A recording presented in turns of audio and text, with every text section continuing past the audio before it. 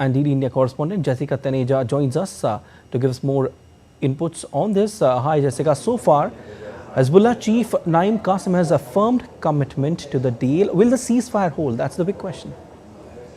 That's correct. That is the big question. Will the ceasefire hold? We've seen in the recent 3 days since the ceasefire deal was enforced with US and France's effort as part of a tripartite agreement.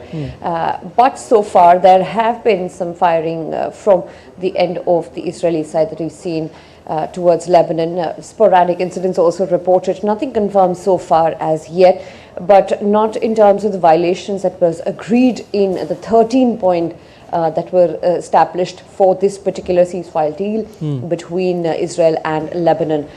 So far, it seems that the deal seems to be holding, but it's only the 4th day, and we don't know as to what really happens in the next few days, because Israel says that it would take military action if it sees any violations of the ceasefire deal, and that comes, quote unquote, with US's understanding.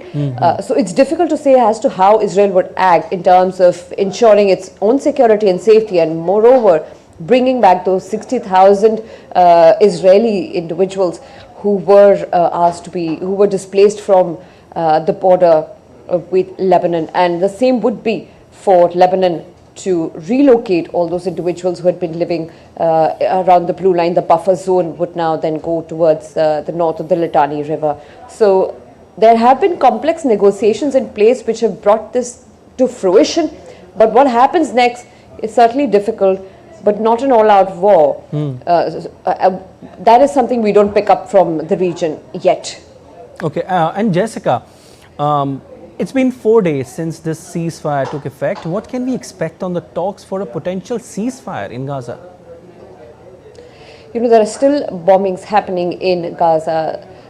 There are people who have been killed in air raids, and while the military operation of Israel continues in Gaza, it's becoming more and more difficult to ascertain as to what the agreements would reach to. Now, so far what we do know is that King of Jordan, King Abdullah, held talks with the Egyptian President Abdel al-Sisi as well in Cairo.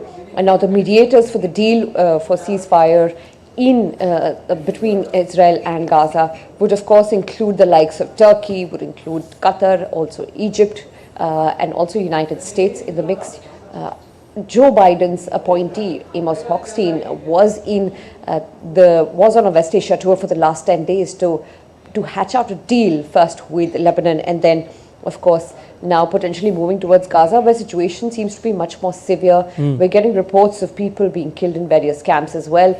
So the situation remains grim on the ground for Gaza, but will those complex negotiations lead to something which would end the hostilities in the region? Given the kind of demands we've seen from both Hamas' side and Israel's side, of course the primary one being releasing of hostages, and from Hamas, cessation of complete military activity in Gaza. But while Israel maintains that elements of Hamas still continue to create that turbulence, it will be difficult to halt military operations till the time Hamas has been eradicated completely, like Hezbollah was weakened over the years. And perhaps we look at how the 2006 United Nations Security Council Resolution 1701 was implemented and was the basis of the ceasefire deal. We're yet to see how this one will come together. Definitely, we'll have to wait and see what will happen, but we'll leave with that. Thank you so much, Jessica.